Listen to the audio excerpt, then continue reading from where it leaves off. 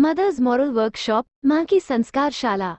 Second week, Human Values Compassion Day Ek Ishana Vadhyave, Rigved. You are the creator of your circumstances. Whatever you think and do, you become like that. Story Fruits of Compassion. There was a woodcutter named Neelkant. He worked hard cutting wood and selling it to support himself and his wife. One day, while returning home after cutting wood, he noticed a colorful Maa bird with several small wounds on its body. It seemed injured, perhaps attacked by a larger bird. Neelkant felt compassion for the Maa bird. He made a small leaf bowl and gave water to the bird from a nearby stream. The Maa bird regained consciousness and started cleaning its wounds. It became calm. Just then clouds gathered in the sky. Neelkant put the bundle of wood on his head and started walking home, carrying the injured Maa bird on his shoulder. At home, Neelkant's wife took good care of the Maa bird. When it was able to fly again, Neelkant released it in the jungle. However, the Maa bird returned to Neelkant's house. To protect it from dogs and cats, Neelkant made a wooden cage. Now the Maa bird lived comfortably there, wandering during the day and resting in its cage at night. One evening, when the Maa bird returned, it had a pearl stuck in its beak. It brought the pearl and placed it in Neelkant's hands. Neelkant knew nothing about the pearl. He showed it to his friend Gangua, who was a cunning man. Gangua was surprised and offered to buy the pearl from Neelkant at a low price. With the money he received from selling the pearl, Neelkant bought good quality rice for the Maa bird. The days went by, and the Maa bird brought a pearl every 3 or 4 days. Gangua kept buying the pearls at a low price.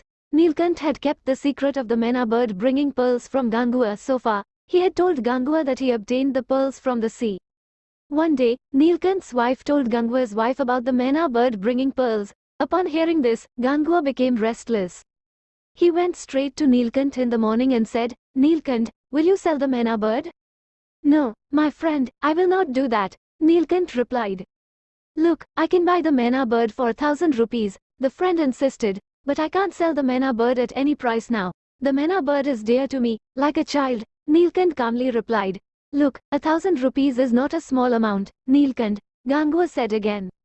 Neelkant said, "Friend, I cannot sell the Maa bird." Gangua left with a sour face but was not calm inside. That same night, Gangua decided to steal the Maa bird. With this intention, he sneaked into Neelkant's house.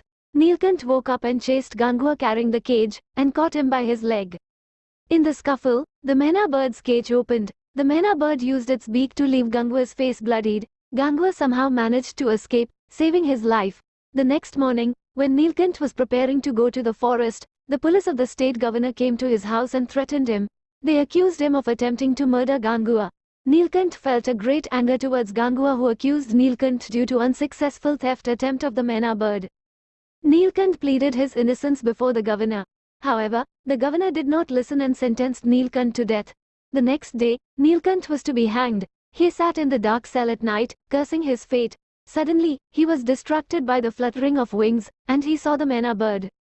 Neelkant forgot his sorrow as soon as he saw the Maa. The Maa approached Neelkant and placed 3 or 4 pearls in his hand. Just then, the prison guard arrived. When he saw the pearls in Neelkant's hand, he became greedy. He asked Neelkant for the pearls, but Neelkant refused. The guard opened the lock of the cell to snatch the pearls and entered inside. That was exactly what Neelkant wanted. He pushed the guard down, tied his hands and feet, and escaped from the cell. He ran towards his home in the darkness. The Maa kept chirping and showing him the way. Neelkant's wife was crying at home. She became happy when she saw Neelkant return. Neelkant quickly packed essential items in a bundle and left the city. The Maa continued to guide him along the way. Before sunrise, they had crossed the city's boundary. Was hungry and thirsty. The Maa understood 1/3 sabji. She took them to a riverside. After drinking water, Neelkant looked closely at the river and was amazed. The sand sparkled, and there were tiny specks of gold in it. Neelkant spread a cloth and gestured to the Maa. The Maa understood and started picking out the gold specks from the sand using her beak and placing them on the cloth. When a heap of gold specks had accumulated, they moved forward. There was a city ahead. Neelkant sold the gold specks there and earned a considerable amount of wealth. With this wealth, Neelkant started a new business. Now, he lived happily with his wife and his beloved bird, Maa. Neelkant's wife said one fine day, "Dear, if you hadn't shown kindness to Maa that day, we would have never witnessed this beautiful life." "Yes, you are right. The fruit of kindness is received in some form or the other," Neelkant agreed. Lesson: we feel content by showing kindness. One who shows kindness is never in loss. The fruit of kindness is received for sure. Kindness is the origin of any religion. Daya dharm param dharm.